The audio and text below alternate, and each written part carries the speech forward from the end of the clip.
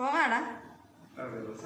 ഇത്ര ദിവസമായി അവന് ഇതുപോലൊരു ബുദ്ധിമുട്ടും വിഷമവും ഇല്ല, അപ്പുറത്ത് കടയിലോട്ടൊന്നും പോകാത്തതുകൊണ്ട് അല്ലേ. കടയിലമ്മ ബിസ്ക്കറ്റും വെച്ചോണ്ടിരിക്കുന്നു, നീ ചെല്ലേ പോയി വാങ്ങിച്ചോണ്ട് പോവാ.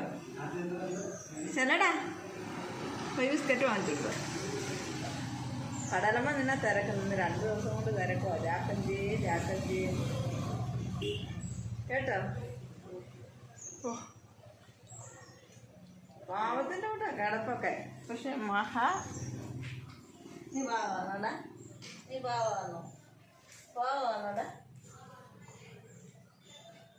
പാവാണോടാ നീ